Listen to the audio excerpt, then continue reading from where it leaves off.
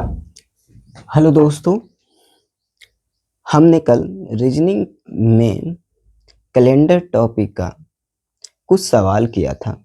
आज उसी के आगे करते हैं। सबसे पहले देखते हैं how to find leap year. आदि वर्ष को कैसे निकालें। इसके लिए मैंने एक क्वेश्चन लिखा है। उसके पहले हम देखते हैं कि लीप ईयर कैसे निकलता है। पिछली वीडियो में लेक्चर 1 में मैंने बताया था कि in any year last 2 digit completely divisible by 4, then that year is leap year.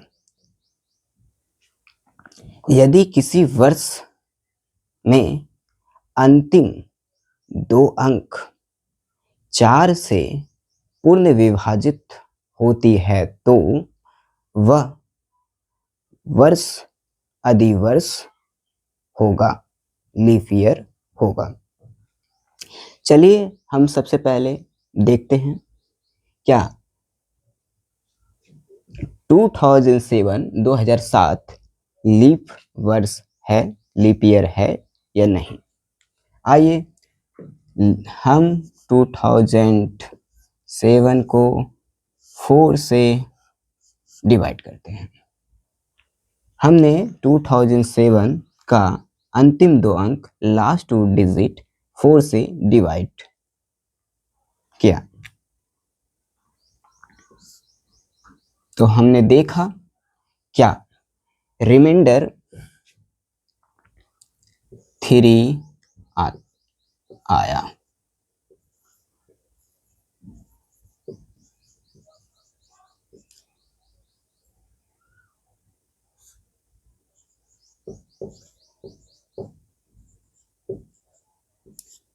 शेषफल 3 आया।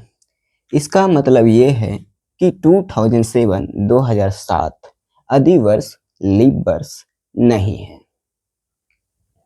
आगे देखते हैं 2026 को लेके 2026 को लेके इसके अंतिम 2 अंक लास्ट 2 डिजिट को 4 से डिवाइड करते हैं तो हम पाते हैं कि 4 6 24 होता है, 6 चौके 24 होता है और रिमाइंडर मेरा शेषफल 2 बच जाता है।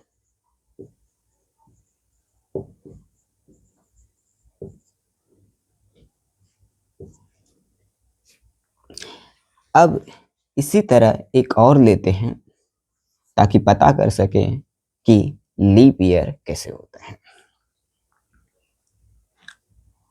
हम 2024 ले लेते हैं, 2024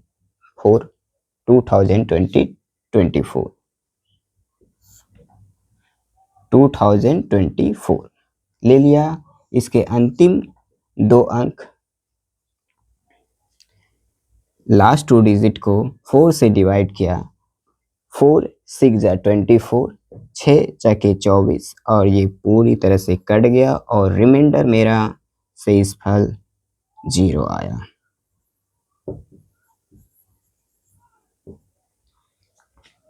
इसका मतलब ये लीप ईयर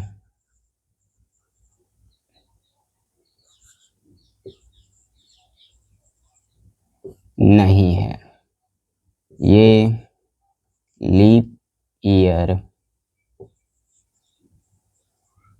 नहीं है, ये लीप ईयर अधिवर्ष है। तो हमने पिछली कक्षा में भी बताया था, पिछली क्लास में भी हमने बताया था कि यदि किसी साल का अंतिम 2 अंक 4 से पूरी तरह से कट रहा है तो वह लीप वर्ष होगा, अधिवर्ष होगा, अगर वह 4 से पूरी तरह से नहीं कट रहा है या रिमाइंडर 0 के अलावा कुछ भी बच रहा है, तो वह लीप ईयर अधिवर्ष नहीं होगा, वह जनरल ईयर, नॉर्मल ईयर, सामान्य वर्ष, साधारण वर्ष होगा। चलिए, आपने इतना समझ लिया तो क्वेश्चन को देखते हैं।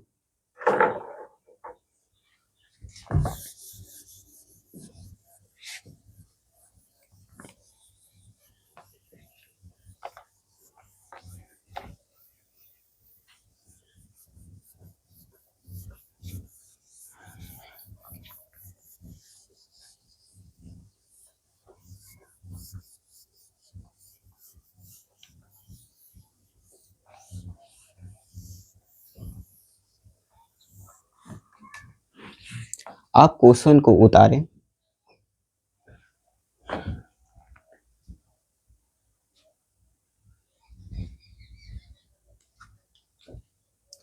उतार लिया, अब देखते हैं। How many leap year are there between year 2007 to 2026? Hindi में 2007 से 2026 के बीच कितने अधिवर्ष हैं? आइए देखते हैं। तो 2007 लीप वर्ष नहीं है, लीप ईयर नहीं है।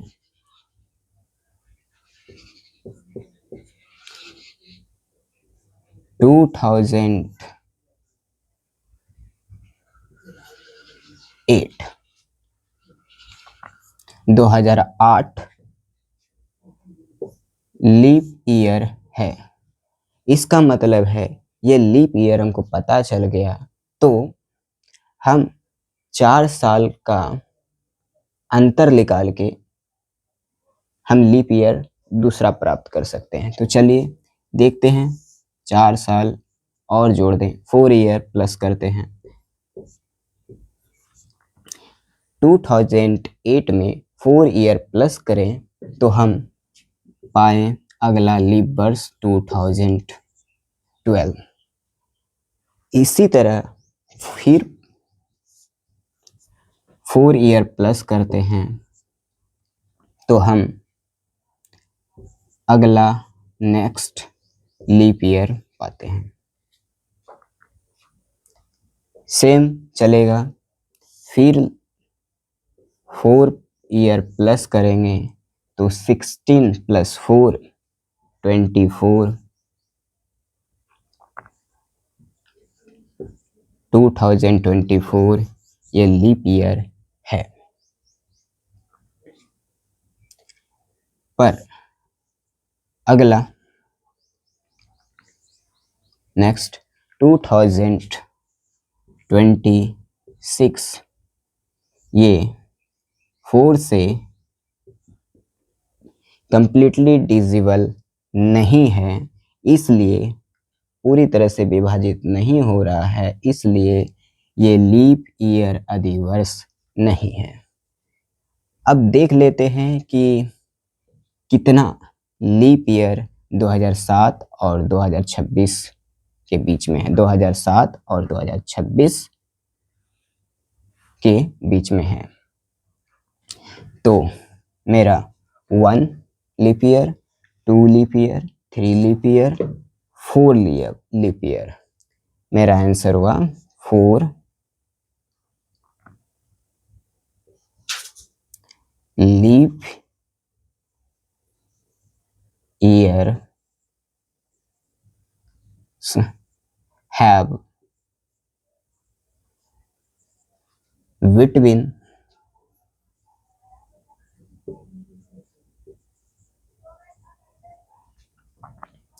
year, 4 leap year have between year 2007 to 2020 26। 2007 से 2026 के बीच 4 लीप ईयर, 4 लीप ईयर, 4 अधिवर्ष है। चले ये समझ लिए, तो इसी तरह और एग्जाम्पल लेकर देखते हैं। स्क्रीन शॉट ले लीजिए या उतार लीजिए अपनी लैंग्वेज में।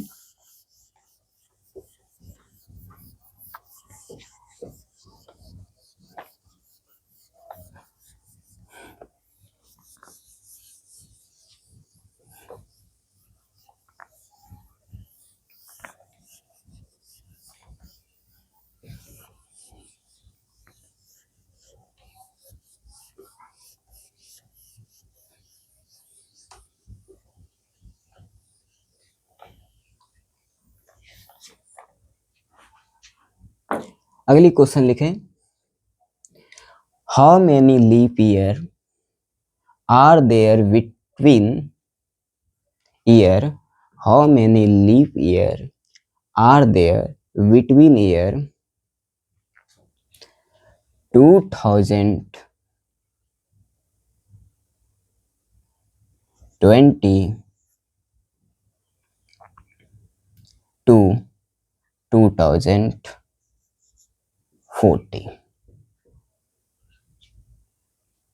हिंदी मीडियम वाले लिखेंगे 2020 से 2040 तक के बीच कितने अधिवर्ष होंगे। 2020 से 2040 के बीच कितने लीप ईयर अधिवर्ष होंगे। देखते हैं आंसर। हम सबसे पहले लीप ईयर ढूंढते हैं। 2024 लीप ईयर है, बिल्कुल। ये 2020 का लास्ट 2 डिजिट 24 से कंप्लीटली डिवाइड हो रहा है, 4 से पूर्ण विभाजित हो रहा है, इसलिए ये लीप ईयर है। ये लीप ईयर हमको पता चल गया, तो हम अगला साल का नहीं निकालेंगे, डायरेक्ट हम 4 प्लस करेंगे और अगला लीप ईयर पता करेंगे। तो आप भी देखिए 2020 प्लस 4 2024 ये लीप ईयर है, अधिवर्ष है। अगला 2024 प्लस 4 2028 प्लस 4 करेंगे, अगला लीप ईयर आएगा 2032। अगला फिर 4 प्लस करेंगे, प्लस 4, तो अगला हमारा आता है 2032 प्लस 4 2036। अगला देखते हैं प्लस 4 2036 प्लस 4 2040। ये सभी लीप ईयर हैं।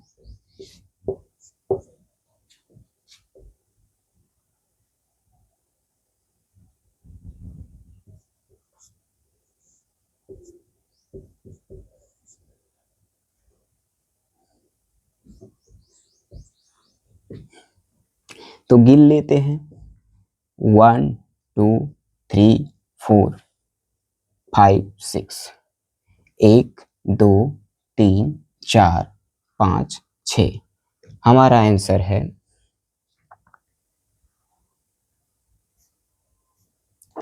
5 leap year have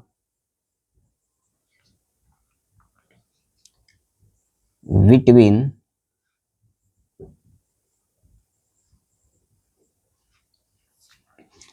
year 2020 to 2040।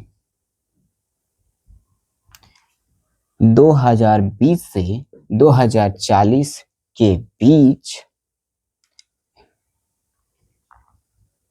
Sorry 40 तक, 2020 से 2040 तक 5 लीप ईयर है। अगर बिटवीन करते हैं तो हमारा आंसर 4 होता है, क्योंकि बिटवीन मतलब 2 नंबर के बीच का होता है। बिटवीन तो 2020 और 2040 के बीच में मेरा 24,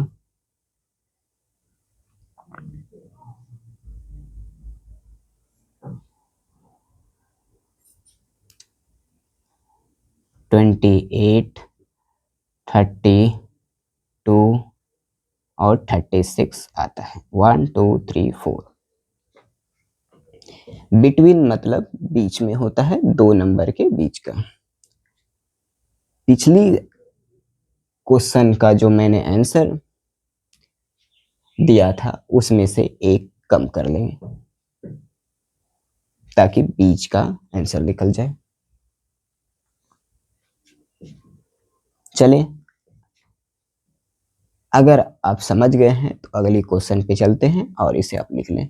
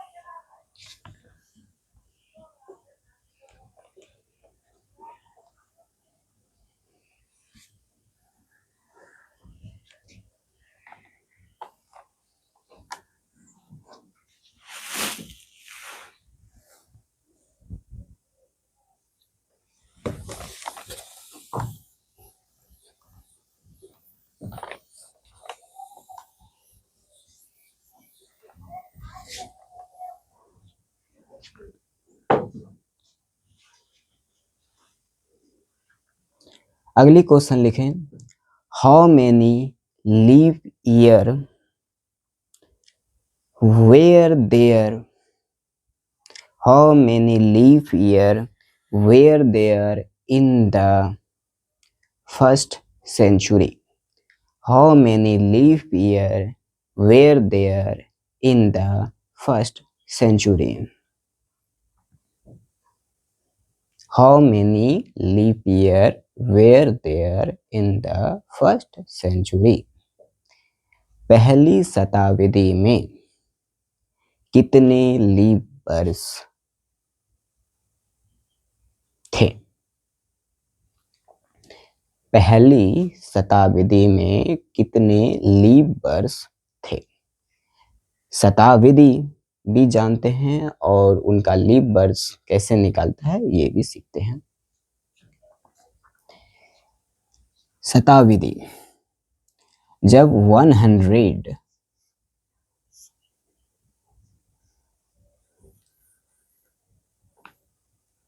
1 जब 100 होता है तो ये शताब्दी, सेंचुरी ईयर, शताब्दी वर्ष कहलाता है। 100 सेंचुरी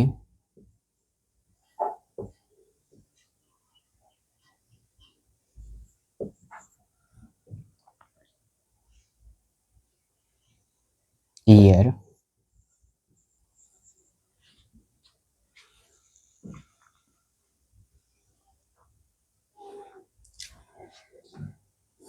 शताब्दी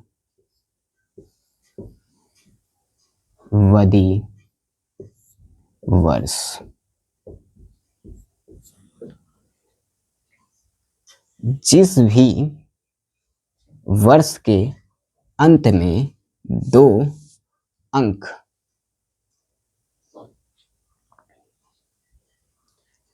जीरो होगा, डबल जीरो होगा, वह सेंचुरी ईयर, शताब्दी वर्ष होगा। इसी तरह 200 ये भी सेंचुरी ईयर है, क्योंकि इसके लास्ट में 2 डिजिट डबल जीरो है, सेंचुरी ईयर है।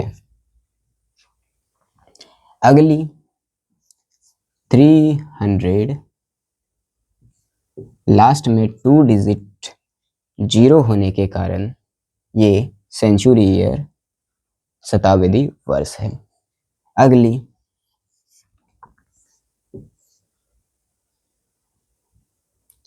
400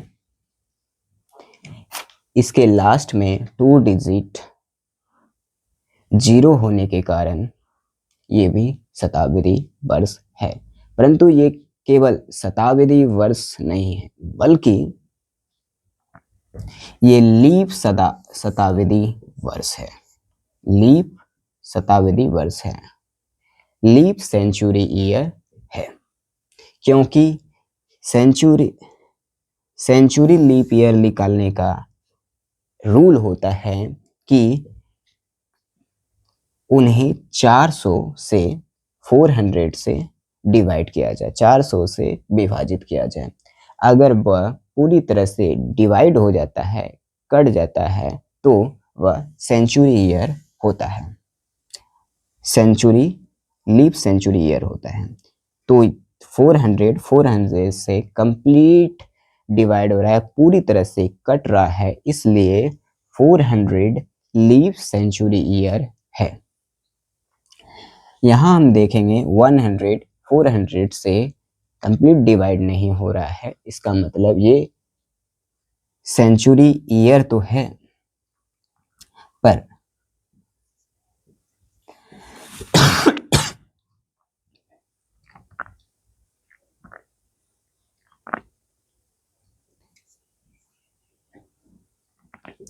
leap century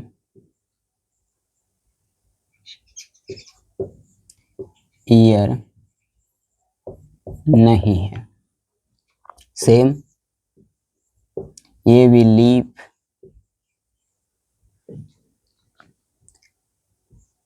century year, leap शताब्दी वर्ष नहीं है।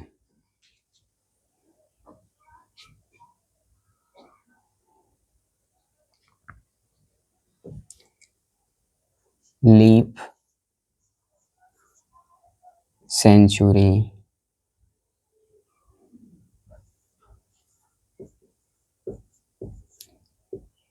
ईयर नहीं है, सेंचुरी ईयर है। ये सेंचुरी ईयर भी है, 400 सेंचुरी ईयर भी है, और लीप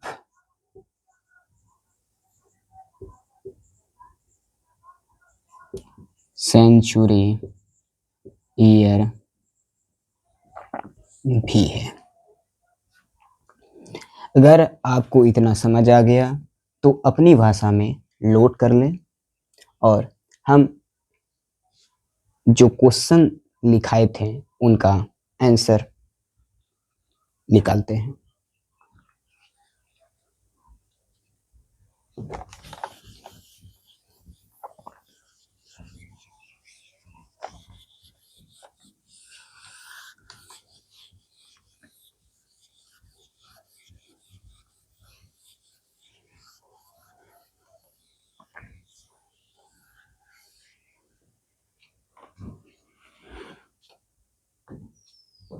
हमारा क्वेश्चन था how many leap year were there in the first century. पहली शताब्दी में कितने लीफ वर्ष थे।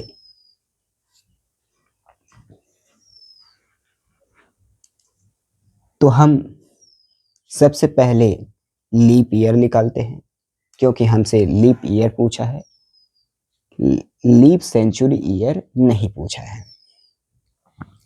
तो पहली शताब्दी यानी फर्स्ट सेंचुरी 100 का होता है।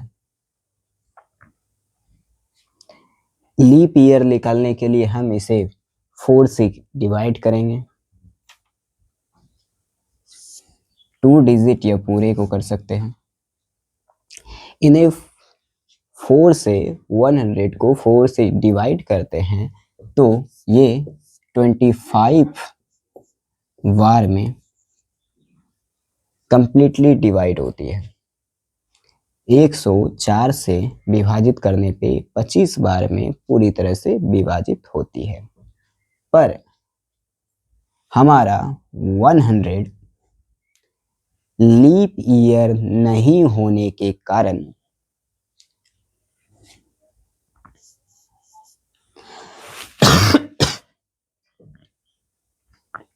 1 माइनस कर देंगे तो हमारा आंसर हो जाएगा 20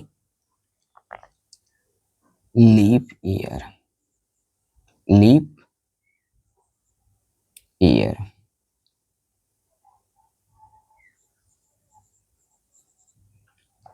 ईयर्स। तो हम आंसर में आपको लिख देते हैं 24 leap year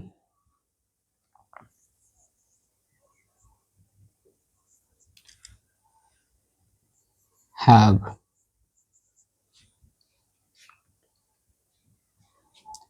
in the first century year।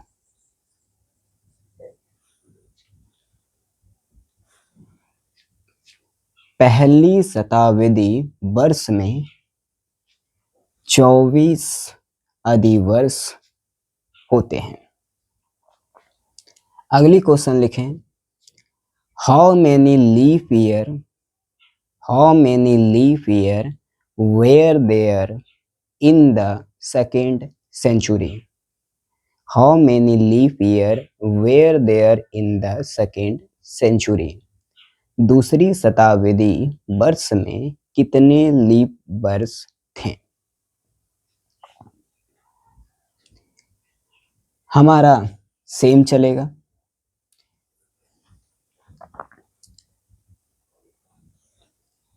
ये सेकेंड सेंचुरी हो गया। 4 से कंप्लीट डिवाइड करते हैं तो ये 50 टाइम में कंप्लीटली डिवाइड हो जाता है 4 से। 4 से 250 बार में पूरी तरह से विभाजित होती है। अब हमने देखा था क्या 1 सेंचुरी में 100 लीप ईयर नहीं है, इसलिए हम 1 माइनस किए थे। उसी तरह 100 नहीं है तो ये 200 भी लीप ईयर नहीं है, क्योंकि लीप सेंचुरी ईयर होने के लिए आदि शताब्दी वर्ष होने के लिए वह 400 से 400 से कंप्लीटली डिवाइड होना चाहिए, पूरी तरह से विभाजित होना चाहिए। जबकि 200 सेंचुरी ईयर तो है पर 400 से कंप्लीटली डिवाइड नहीं है, इसलिए हम E50 जो हमने डिवाइड करके निकाला उसमें 2 माइनस करेंगे, एक 100 का और दूसरा 200 का। 50 माइनस 2 मतलब 48 लीप ईयर्स है सेकेंड सेंचुरी में। 48 leap year have in the second century.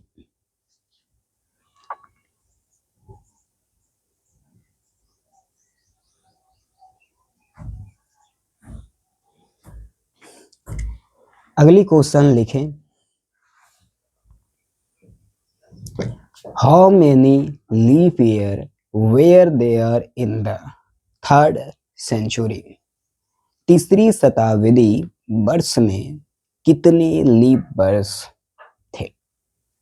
Same करेंगे उसी तरह, हम तीसरी शताब्दी लिख देंगे, थर्ड सेंचुरी लिख देंगे, उन्हें 4 से डिवाइड करेंगे। 300 को 4 से डिवाइड किया जाए तो हमारा क्वेश्चन भागफल 75 आता है। हमने देखा था कि 400 से कंप्लीटली डिवाइड नहीं हो रहा है, इसलिए लीप सेंचुरी ईयर नहीं है, आदि शताब्दी वर्ष नहीं है। 200 भी उसी तरह 400 से कंप्लीटली डिवाइड नहीं हो रहा था, इसलिए वह भी लीप शताब्दी वर्ष नहीं था। अब यहाँ 300 भी 400 से कंप्लीटली डिवाइड नहीं हो रहा है, 400 से 300 पूरी तरह से नहीं कट रहा है, इसलिए 300 भी 300 भी लीप सेंचुरी ईयर नहीं होगा, आदि शताब्दी वर्ष नहीं होगा। तो हमने पाया 100, 200 and 300 लीप सेंचुरी ईयर नहीं है, इसलिए मैंने 75 में 3 माइनस कर दिया, तो हमने पाया क्या 72 लीप ईयर है इन द थर्ड सेंचुरी, तीसरी शताब्दी में। हम लिखते हैं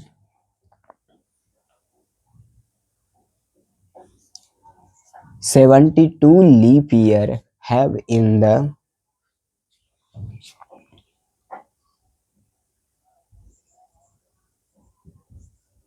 थर्ड सेंचुरी ईयर। 72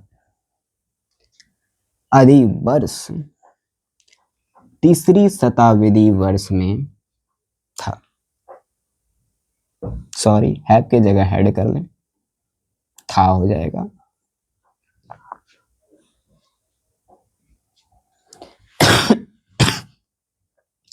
अब अगली क्वेश्चन लिखें,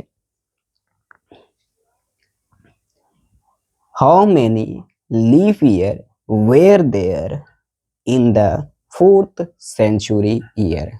how many leap year were there in the fourth century, चौथी शताब्दी में कितने लीप वर्ष थे? How many leap year were there in the 4th century? चलिए करते हैं।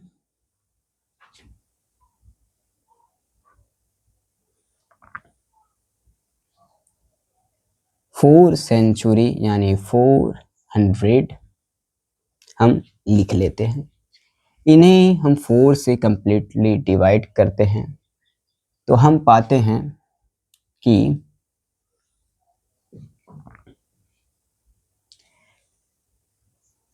10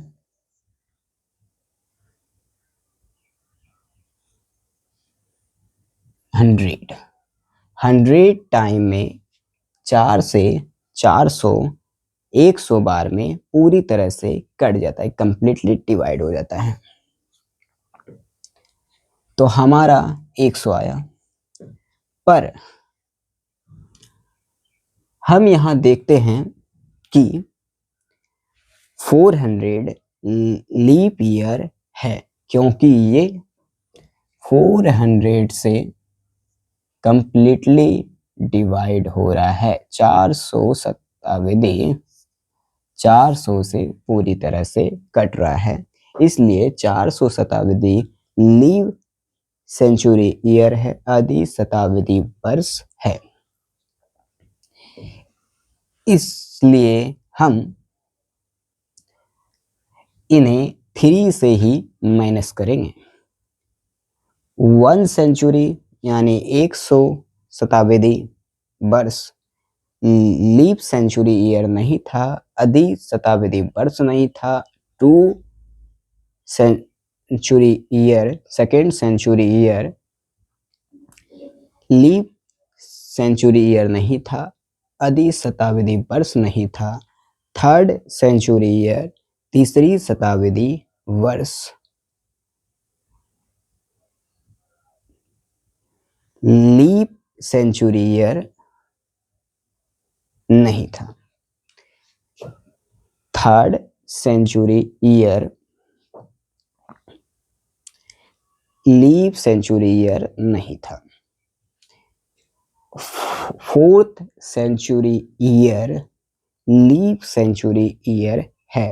तो 100, 200 एंड 300 मेरा लीप सेंचुरी ईयर नहीं है, आदि शताब्दी वर्ष नहीं है, पर 400 है, इसलिए हम 100 में 3 माइनस किए तो हमारा लीप ईयर 97 आया।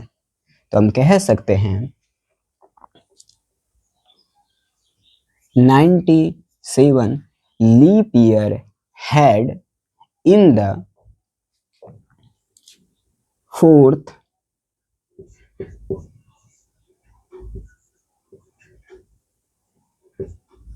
century year। 97 आदि वर्ष चौथी शताब्दी वर्ष में है, मतलब था। इतना अगर समझ आ गया तो आप अपनी भाषा में लिख सकते हैं और आगे बढ़ते हैं।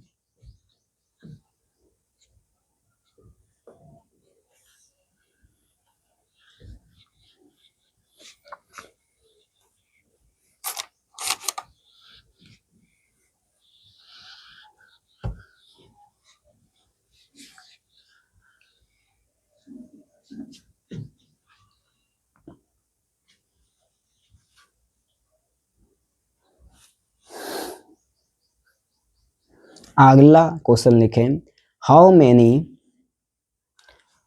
Many times does how many times does 29th February come in 400? How many times does 29 February in the 400 year? How many does how many time does 29 February in the 400 year, 400 वर्ष में कितनी बार फरवरी महीने 29 दिन का होता है। 400 वर्ष में कितनी बार 29 फरवरी आते हैं, देखते हैं। 400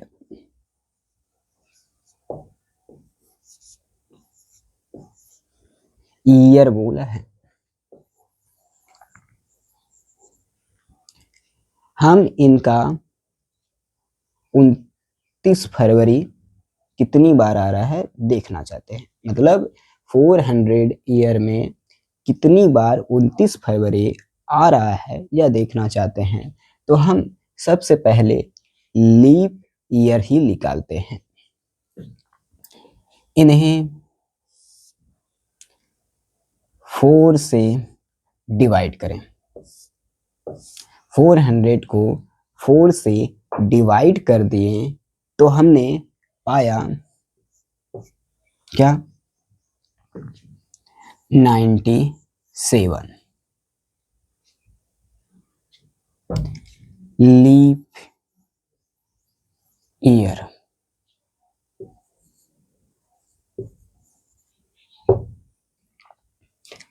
वन हमने पहले देखा था पिछली क्वेश्चन में, 1 सेंचुरी में 100 वर्ष में 24 लीप ईयर था। सेकेंड सेंचुरी 200 वर्ष में 48 लीप ईयर था, 48 शताब्दी आधी शताब्दी वर्ष था, शताब्दी वर्ष था। थर्ड सेंचुरी तीसरी शताब्दी वर्ष में 72 लीप ईयर आदि वर्ष था। और हमने देखा था कि चौथी शताब्दी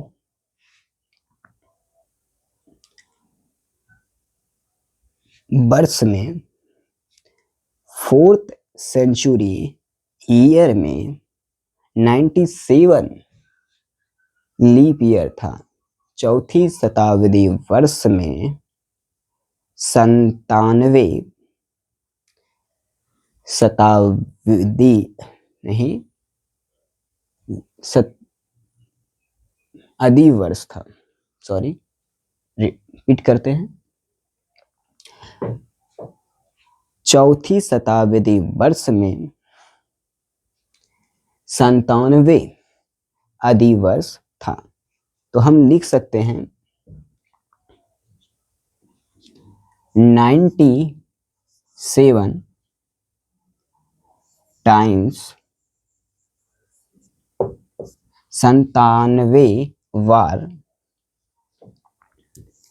लीप ईयर आदि वर्ष comes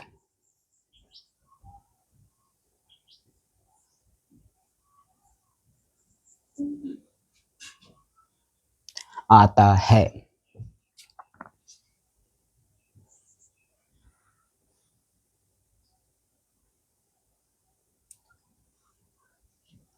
it means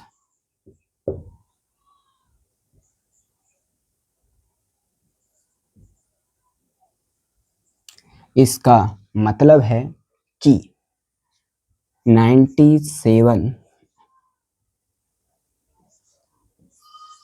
times 29 February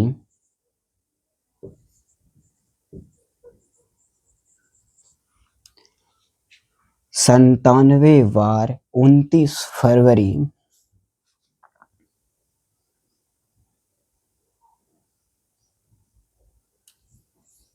will come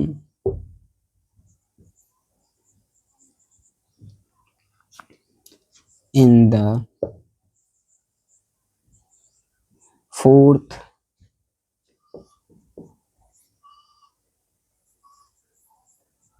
century year.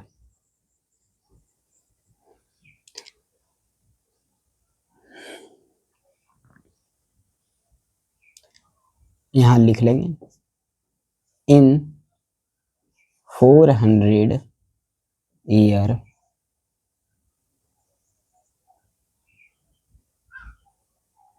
have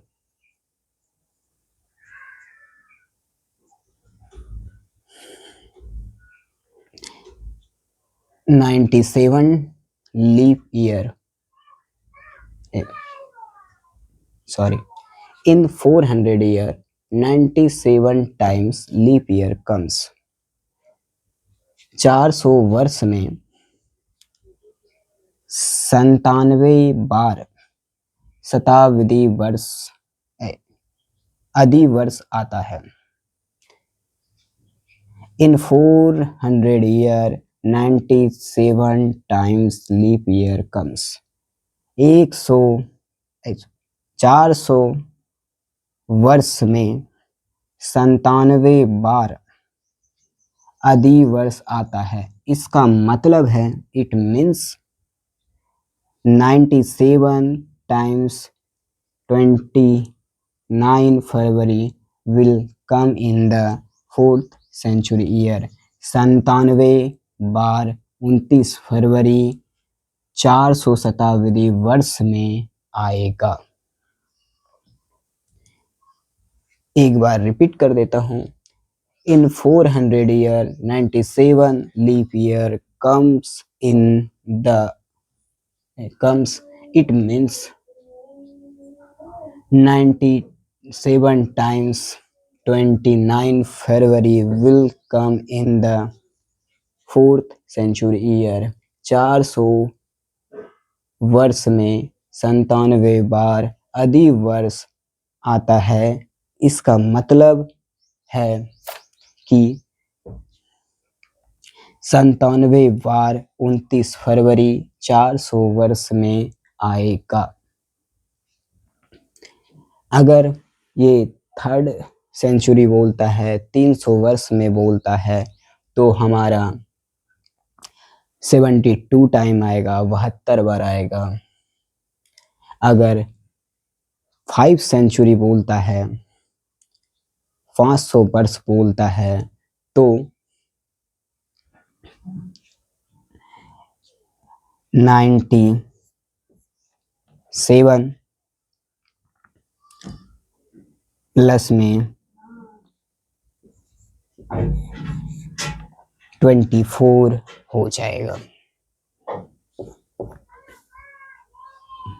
जो कि 121 लीप ईयर होता है.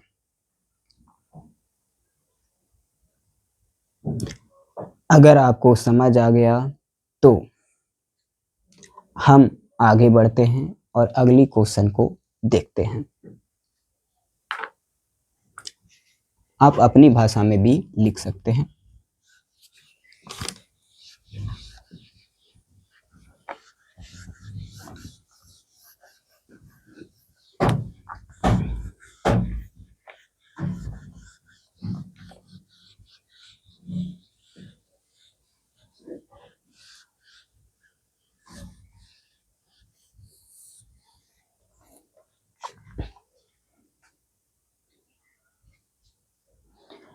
आगे लिखें क्वेश्चन इंग्लिश मीडियम वाले. How many times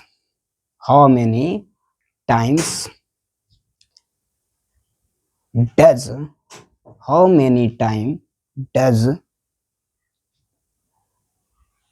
29th date, how many times does 29th date comes in the 400 year. How many times does 29th date comes in the 400 year? 100 वर्ष में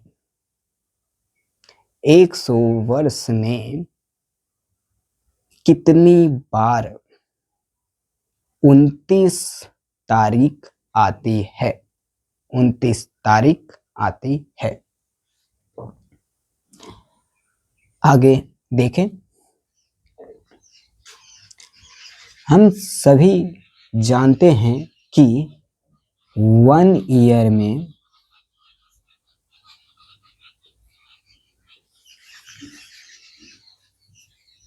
एक वर्ष में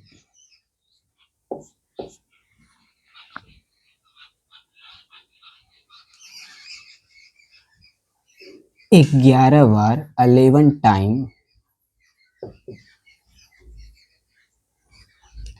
29th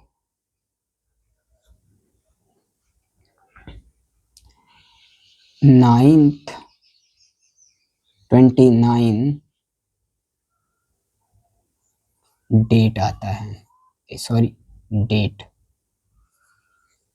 आता है। 11 times 29 11 time 29 that comes in 1 year. एक वर्ष में 11 बार 29 तारीख आती है। 29 तारीख इसलिए 11 बार मैंने इसलिए लिखा क्योंकि फरवरी महीने में कभी 29 आती है और कभी 28 तक ही रहती है। तो हमने एक वर्ष में देखा कि 11 बार 29 तारीख आती है, तो हम इस आधार पर 400 वर्ष का 29 तारीख निकाल सकते हैं, 29 डेट निकाल सकते हैं। तो 11 से 400 को हम मल्टीप्लाई करते हैं तो हम पाते हैं 4400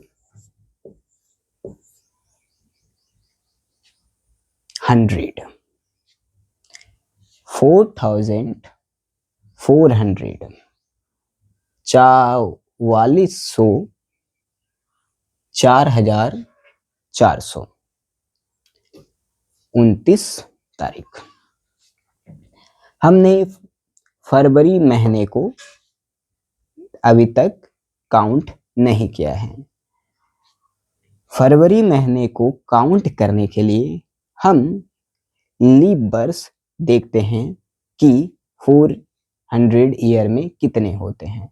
तो हमने अभी तुरंत पिछली क्वेश्चन में देखा है कि 400 ईयर में 400 साल में 97 लीप ईयर होता है, इसलिए हम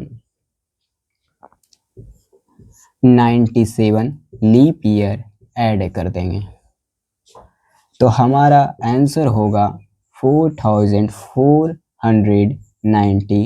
4497।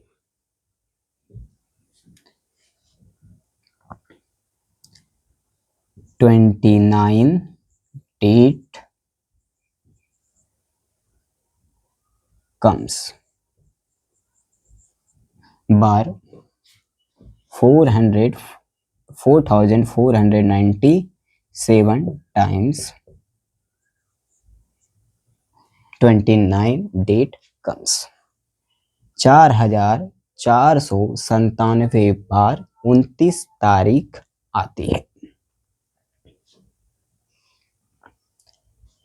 तो हम लिख सकते हैं इन 400 ईयर 400 वर्ष में 4497 4497 टाइम्स बार 29 date comes,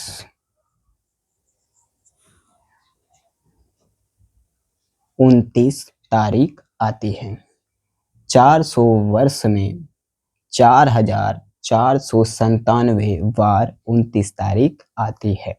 अगर ये आपको समझ आ गया कि हम कैसे किसी शताब्दी वर्ष का लीप ईयर पता करें कि कितनी बार आ रहा है, किसी शताब्दी वर्ष या किसी वर्ष में कितनी बार 29 तारीख आ रही है, तो हम इस तरह से कर सकते हैं। चले आगे बढ़ते हैं। आप उतार लीजिए और अपनी भाषा में लिख लीजिए।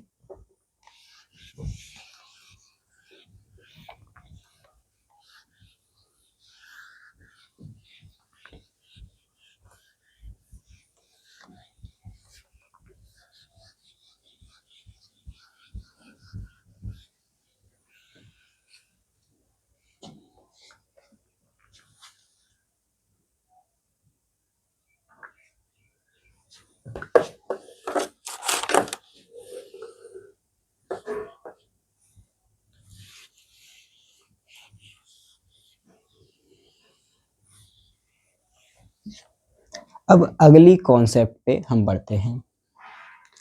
How to find odd day. How to find odd day. Hindi medium वाले लिखेंगे विषम दिनों की संख्या कैसे पता करें। How to find how to find odd days. विषम दिनों की संख्या कैसे पता करें या निकालें। आइए एक क्वेश्चन लिखते हैं। लिखें if if today is Wednesday, then what day will it be after 40 days?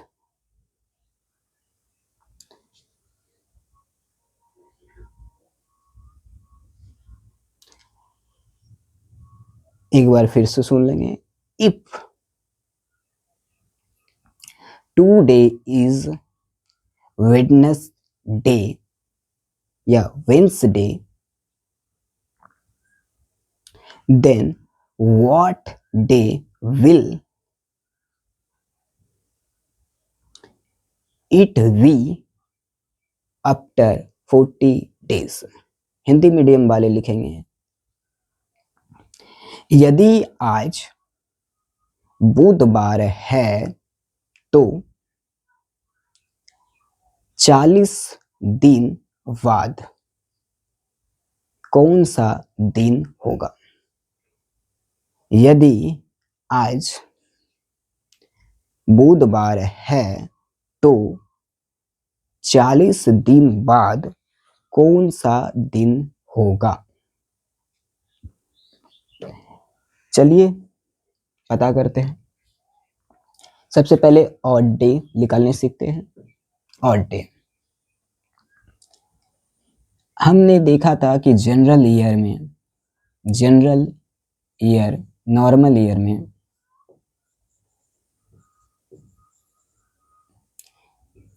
साधारण या सामान्य वर्ष में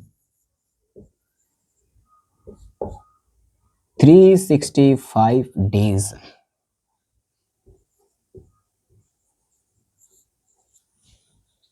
था। तो इनका हम ऑड डे निकालने के लिए 7 से डिवाइड करेंगे। क्यों? क्योंकि 1 वीक एक सप्ताह 7 दिन का होता है। चलिए हम इन्हें 7 से डिवाइड करते हैं। तो हम पाते हैं कि 52 weeks.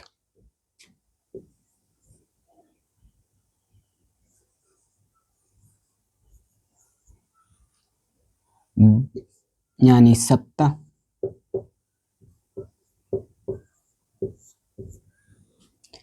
and 1 day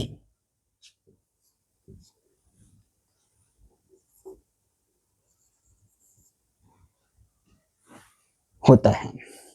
ये 1 डे बचा हुआ 1 डे जो वीक पूरा नहीं कर रहा है, सप्ताह पूरा नहीं कर रहा है, ये ऑड डे होता है।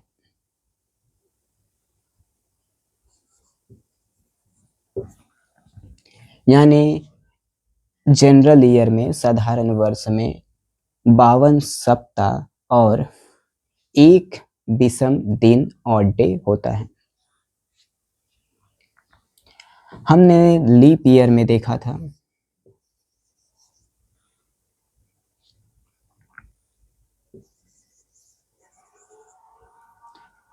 366 डेज। इन्हें भी हम ऑड डे निकालने के लिए 7 से डिवाइड करते हैं।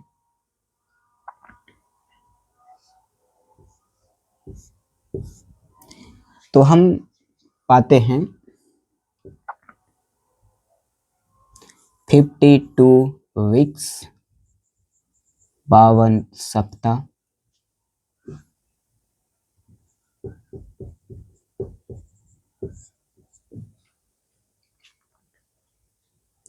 एंड और 2 डेज, 2 दिन, ये जो ऑड डे कहलाता है, ये जो कि ऑड डे कहलाता है। ऑड डे यानी विषम दिन, ऑड डे मीन्स विषम दिन।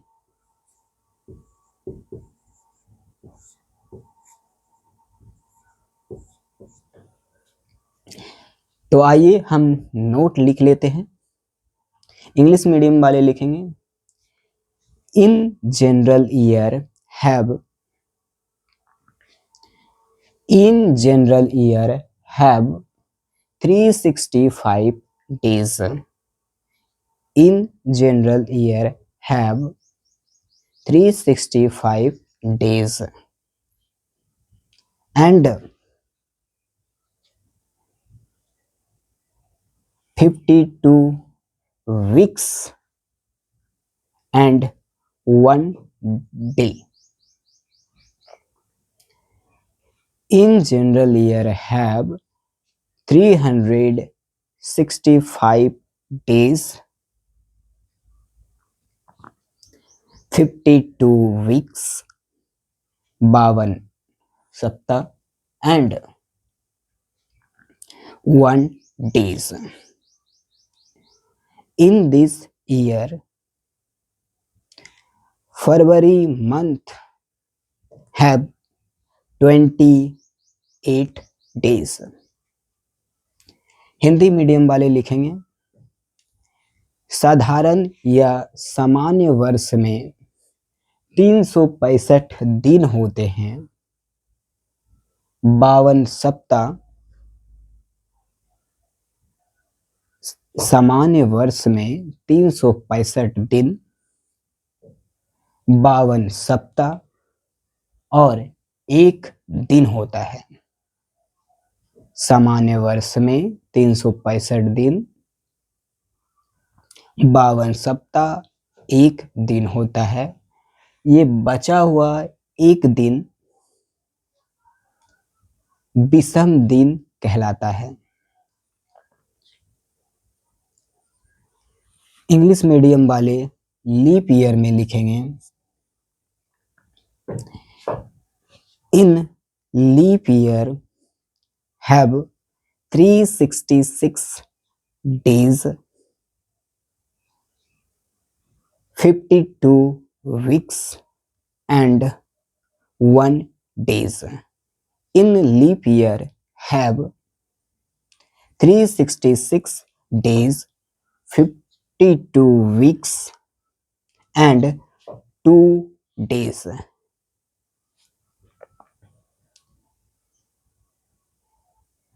2 days is called odd day. 2 days is called odd days.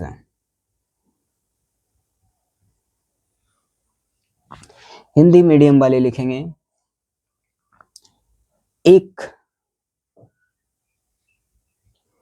अधिवर्ष में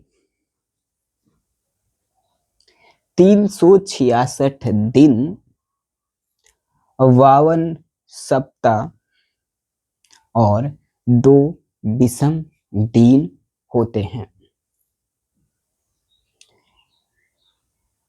एक अधिवर्ष में 366 दिन, 52 सप्ताह और 2 दिन होते हैं।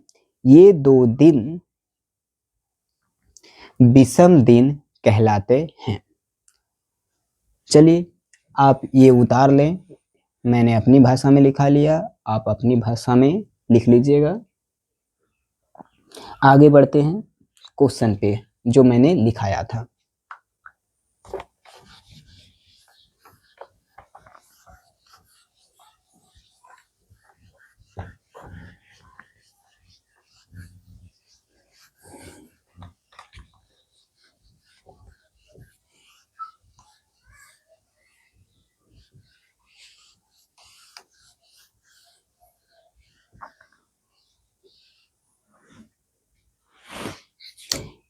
उससे पहले हम मंथ का और डे निकालना सीख लेते हैं। हमने देखा था जनवरी,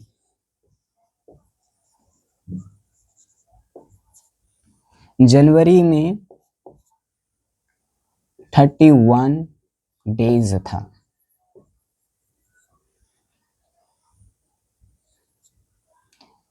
हमने अभी सीखा कि ऑड डे निकालने के लिए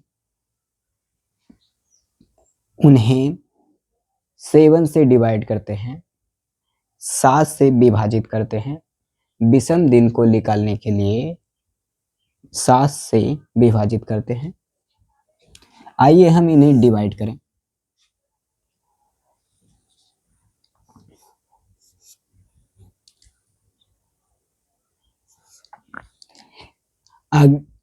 हम 31 को 7 से डिवाइड करते हैं तो हम पाते हैं कि 7 4 जा 28 होता है, 7 चौके 28 होता है और हमारा रिमाइंडर शेषफल 3 बचता है, 3 बचता है, 3 रिमाइंडर।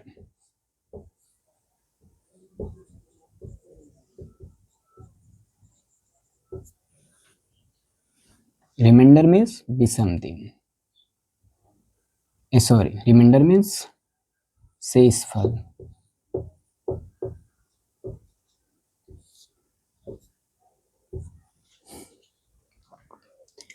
हमने पाया 3 और रिमाइंडर बचा, इसलिए 3 ऑड डेज हुआ।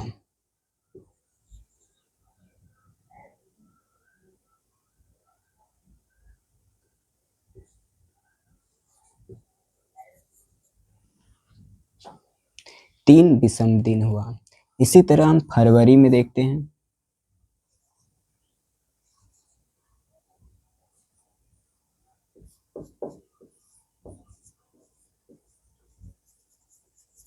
फरवरी में अगर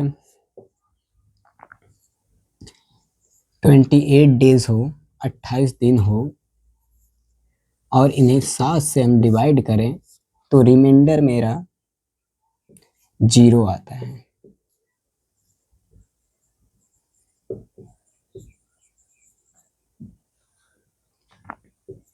मतलब ऑड डे 0 होता है, 0 ऑड डे।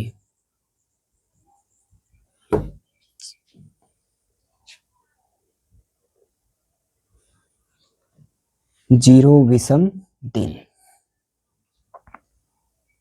मार्च में देखें और इधर ही देख लेते हैं पहले। अगर फरवरी 29 का हो, फरवरी 29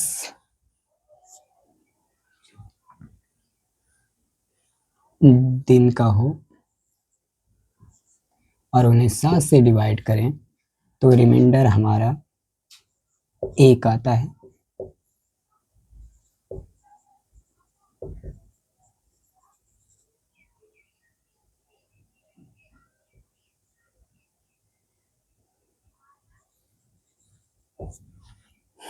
मतलब 29 फरवरी वाले महीने में एक दिन ऑड होता है।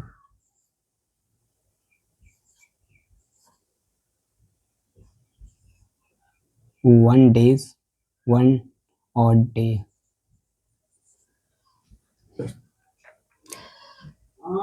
अब हम चलते हैं मार्च में। मार्च में 31 डेज होता है। 31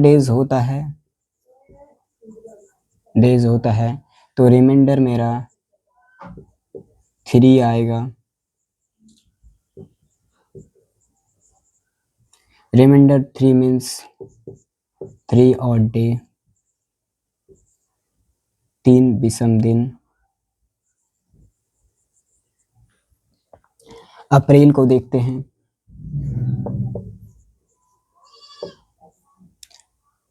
अप्रैल में 30 डेज होता है। इन्हें 7 से डिवाइड करते हैं। 7 से डिवाइड किए तो मेरा रिमाइंडर 2 आया।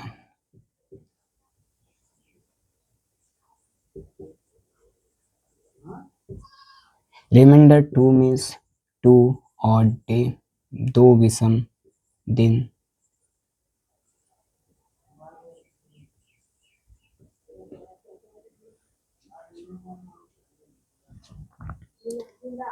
अप्रैल के बाद मई देखते हैं। मई में 31 दिन होता है।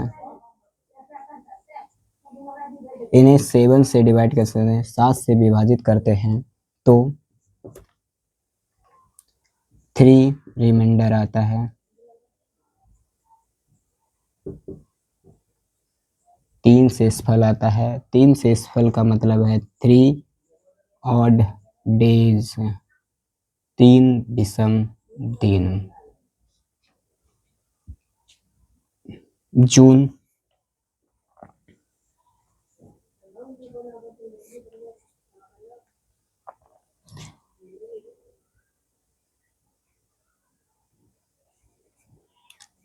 थर्टी डेज का होता है।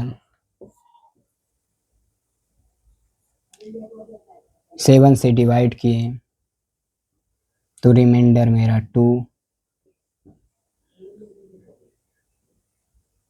शेषफल 2 आया। शेषफल 2 का मतलब 2 ऑड डेज, 2 ऑड डेज, 2 विषम दिन। जून के बाद जुलाई। जुलाई 31 डेज का होता है। इन्हें 7 से डिवाइड करते हैं तो रिमाइंडर मेरा 3 आता है।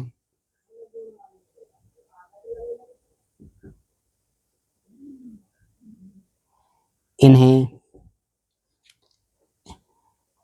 हम 3 ऑड डेज बोल सकते हैं, होता है।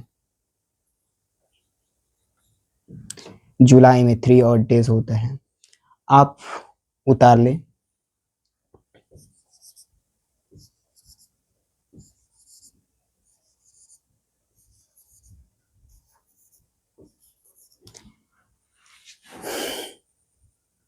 आगे अगले मंथ पे जाने से पहले आप उतार लें, फिर हम आगे बढ़ते हैं। ये स्क्रीनशॉट ले लें।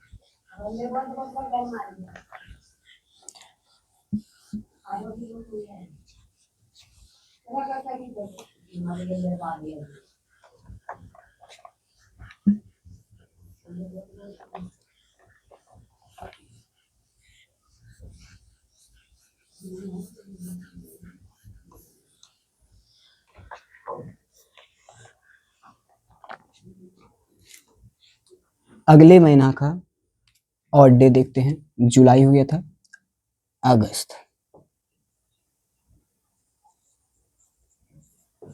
अगस्त में 31 डेज होता है। 31 डेज को 7 से डिवाइड किए तो रिमाइंडर मेरा शेषफल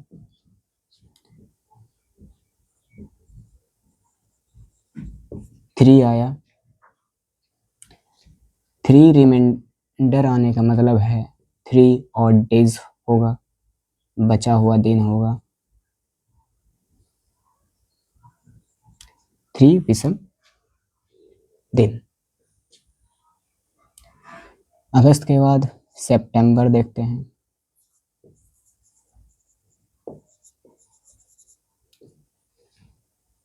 सितंबर में 30 डेज होता है। इन्हें 7 से डिवाइड किए, रिमाइंडर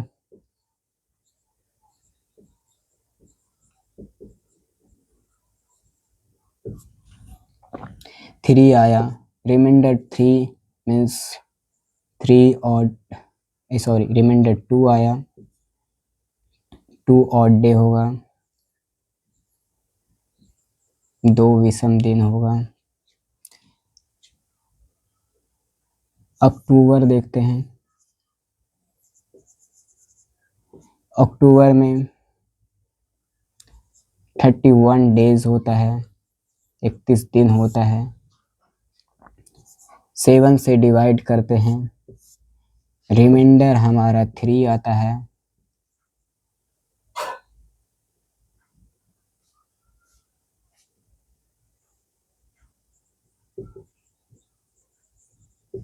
रिमाइंडर 3 आया मतलब 3 ऑड डे होगा।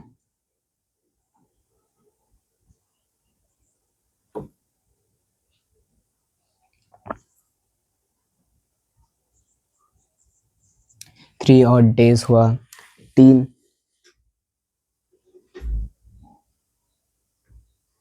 विषम दिन हुआ।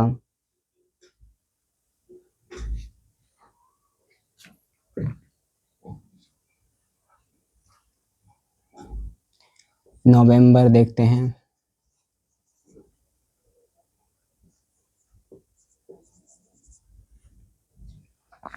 नवंबर में 30 डेज 30 दिन होता है। 7 से डिवाइड किए, 2 रिमाइंडर आया,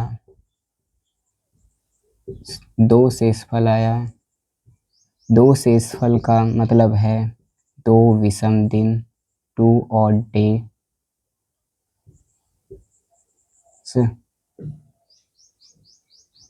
दिसंबर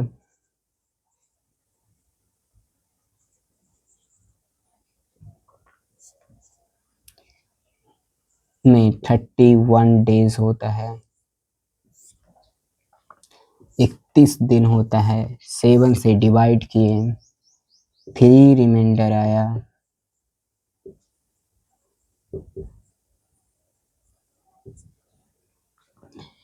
3 रिमाइंडर का मतलब 3 ऑड डे, 3 विषम दिन। अगर ये आपको समझ आ गया है तो आप इन्हें उतारें या स्क्रीनशॉट ले लें। चलिए आगे बढ़ते हैं।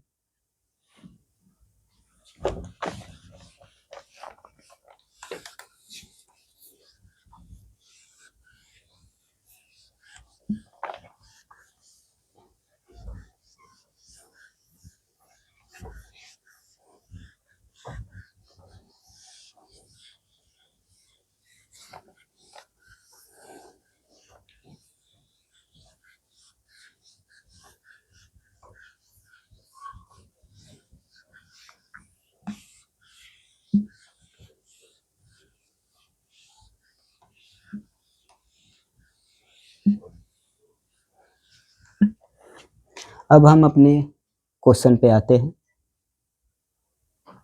जो कि था if today is Wednesday then what day will it be after 40 days. यदि आज बुधवार है तो 40 दिन बाद कौन सा दिन होगा। चलिए आंसर देखते हैं। आज टुडे वेडनेसडे है, वेंसडे हुआ, टुडे वेंसडे है, देन 40 डेज आफ्टर 40 दिन बाद।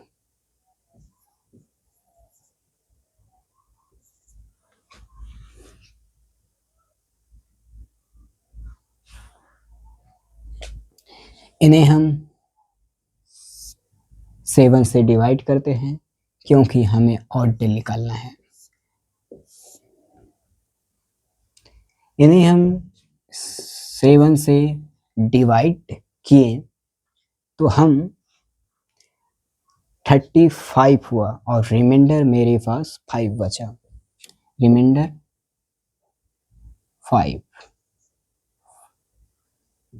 5 रिमाइंडर।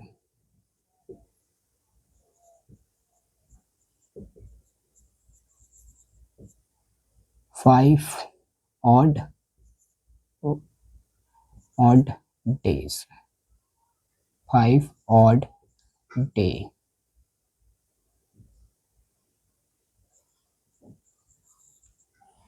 फाइव ऑड डेज, तो हमें कुछ नहीं करना है, जो आज है उसमें 5 को ऐड कर देंगे ताकि अगले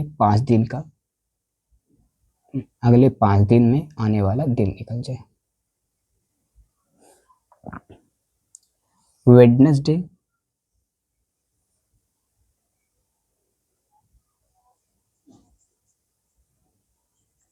प्लस 5 ऑड डेज,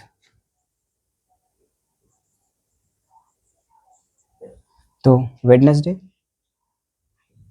के बाद Thursday, Friday, Saturday, Sunday, Monday. मतलब हम कर सकते हैं वेडनेसडे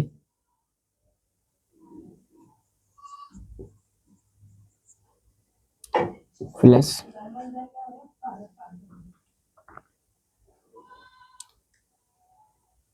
1 वेडनेसडे के बाद थर्सडे,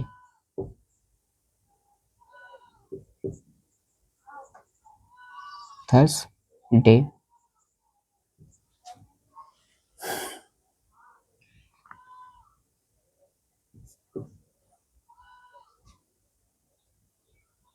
वेडनेसडे के बाद थर्सडे, अगला सेकेंड होगा फ्राइडे,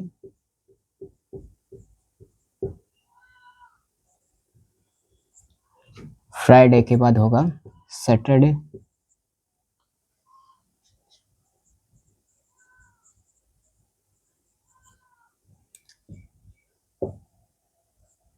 सैटरडे के बाद हमारा होगा 4 नंबर पे संडे, संडे के बाद हमारा 5th नंबर होगा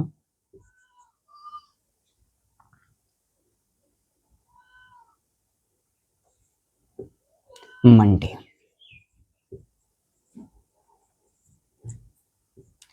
ये सभी हमारा ऑड डे है, ऑड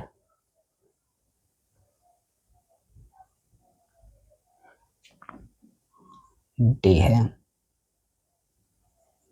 डेज है। तो हमने देखा क्या, यदि आज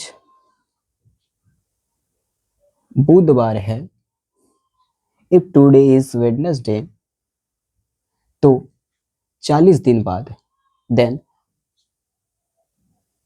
40 days आफ्टर, 40 दिन बाद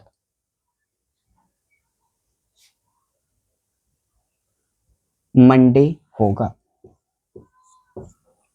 आंसर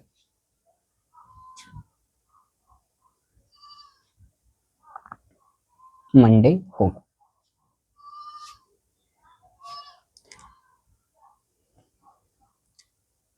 अगली क्वेश्चन को देखते हैं ताकि अच्छे से समझ सकें।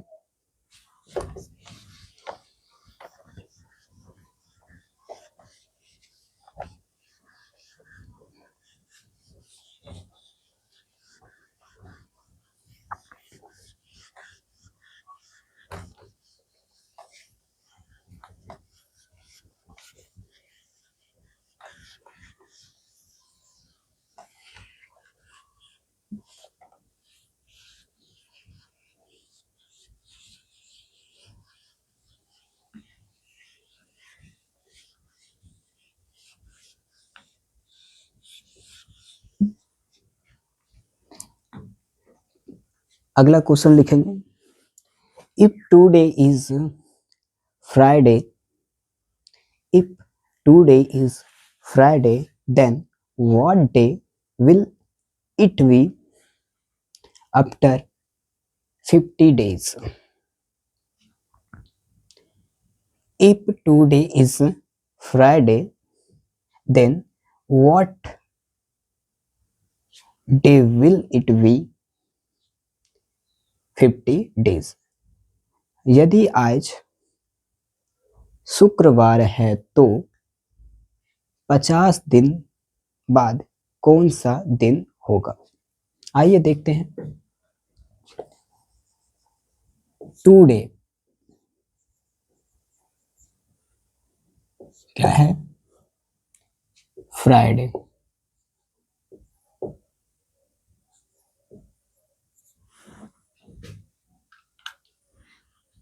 फ्राइडे है। देन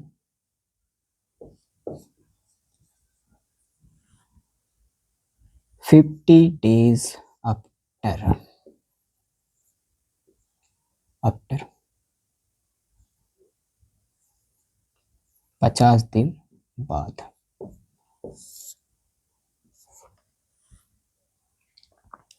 लाना है, इसलिए हम 50 को 7 से डिवाइड करते हैं ताकि हमारा वीक कंप्लीट हो जाए और हमें आगे ना बढ़ना पड़े। अगर हम 7 से 50 को डिवाइड करते हैं तो हमारा रिमाइंडर 1 आता है। 7 7 जा 49, 7 सते 49, बचा 1, रिमाइंडर 1 आया।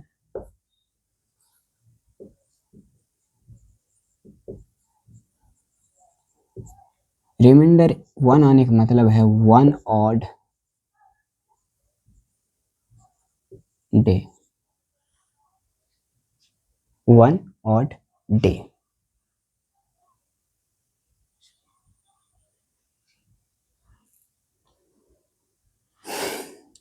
तो हम सिंपली,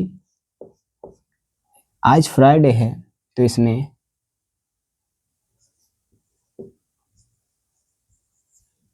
1 प्लस कर देंगे जो कि सैटरडे होगा। अगर आपको समझ आ गया तो आप वीडियो को लाइक करें, सब्सक्राइब भी करें ताकि अगली वीडियो आपको सही समय मिल सके। अगली क्लास को हम इसी जगह से कंटिन्यू करेंगे और कैलेंडर टॉपिक ही रहेगा। धन्यवाद।